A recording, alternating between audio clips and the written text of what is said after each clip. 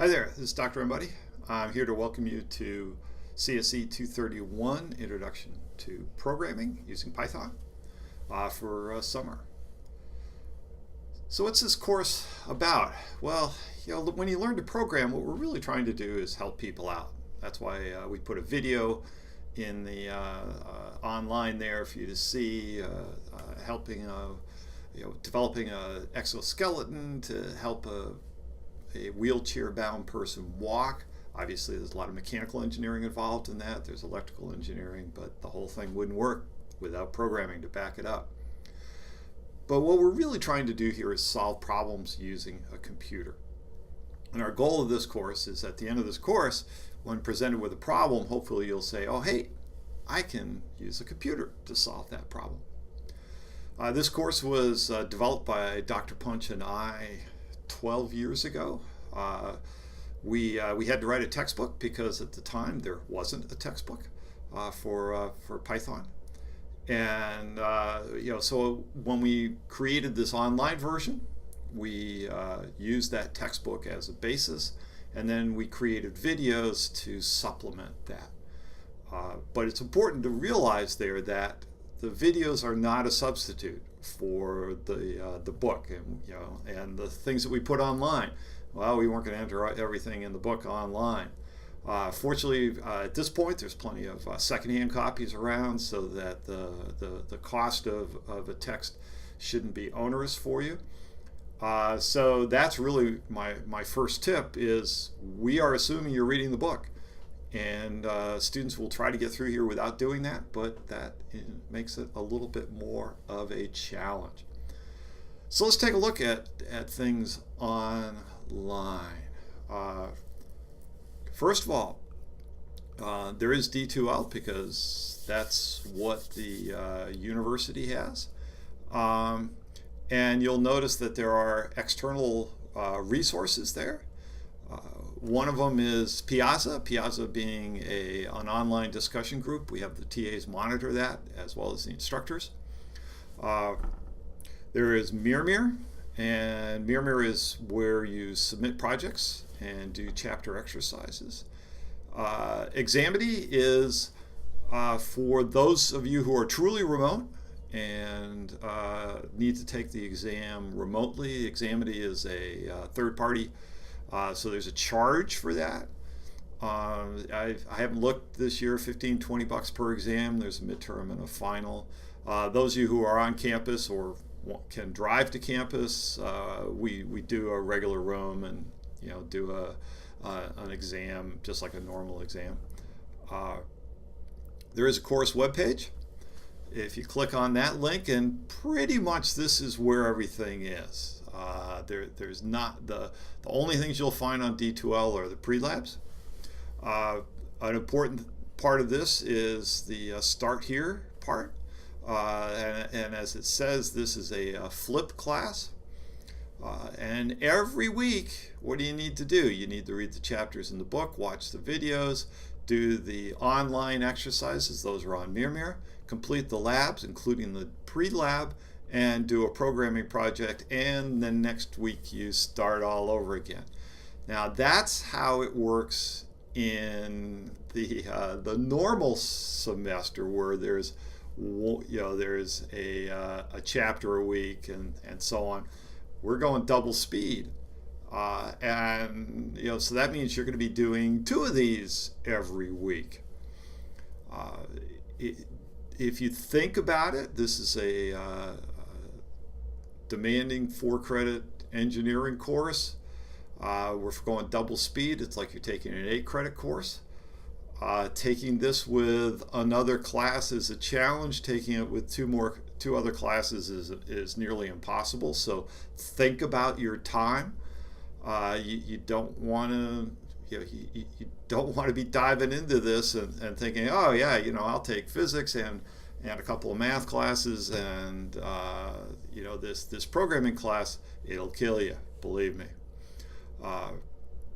One of the things that's important, obviously you need to take a look at the syllabus, but there's this due dates page, and let me back up and actually walk you to that. Obviously there is a syllabus.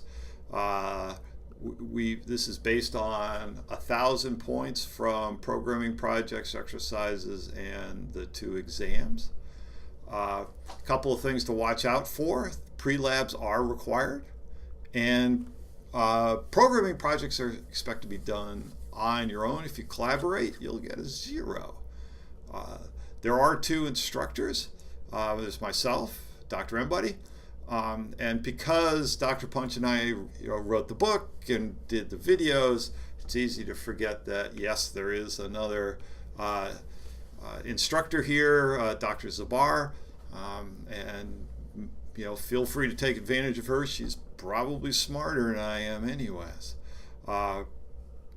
So the course grade has 3 parts: the exams, the projects, and the exercises. Notice that labs are not described there. And what's important to realize is that we expect you to do the labs, but if you get a 0 on 2 or more labs, then what we do is we take your final grade and start deducting it by 0.5.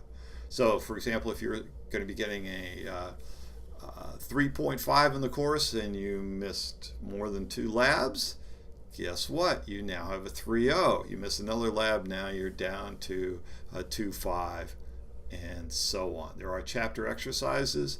Those are on Mimir. The programming projects, we have 6 of those during the summer. There is a note here about academic integrity. I encourage you to check that out. If we go to the online content, there are some things you need to do, like get Python. We use the Anaconda version of it. The reason is that it pretty much downloads and works for everybody. And then things are arranged by the week. We do have Lab 0 just to get you things set up. And then each of these is a chapter or 2 to read. So we have our, the computer science and the beginnings part, and then we talk about Python and writing your first program and the parts of a program, some examples, the exercises on Mimir, the lab. There's a lab to be done. Don't forget to do the pre-lab, and there's a programming project to be done. And you do that, and guess what? Then you get done with that, then you can move on to control. It looks very much the same way. Read a chapter, watch some videos, do some chapter exercises and a lab, and so on. Boom, boom, boom. We are hitting you quickly with those things. How persistent is it? Well, here's what the schedule looks like. So if we're looking at the first week of classes, Sunday, there you go. Read the first chapter and do the beginnings. Do the Lab 0 on Monday, chapter exercise on Tuesday, Lab 1 on Wednesday, and so on. It's quite persistent. Notice that there are a couple of exams,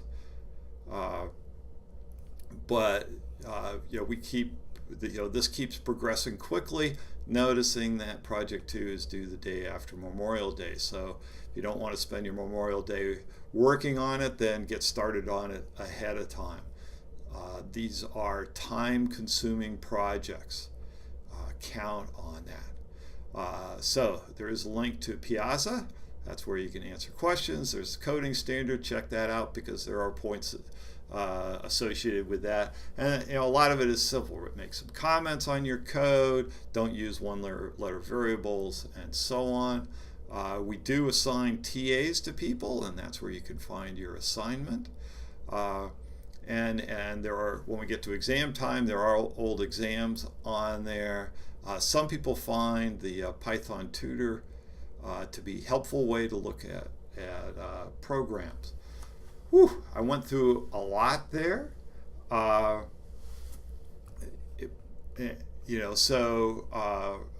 Just as a summary, every week, you're going to read a chapter, watch the videos, do a lab, do a programming project, and then we keep doing that. week after week to try and start you from nothing. We don't assume you know how to program when you start this course, and try and turn you into a programmer by the end. One thing about the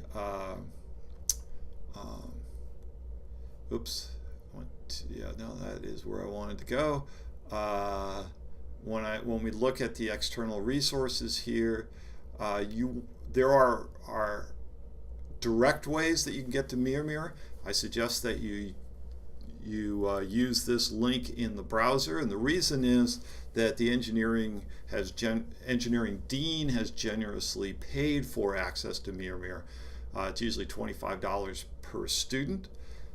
So if you try to access it some other way, you will get charged. You don't want to do that if necessary. So do that link, and that's where you'll do the chapter exercises, as well as hand in your labs and projects. And you can see that if you go to Mimir, there's a place to deal with the lab, there's chapter exercises, and so on. All right, good luck.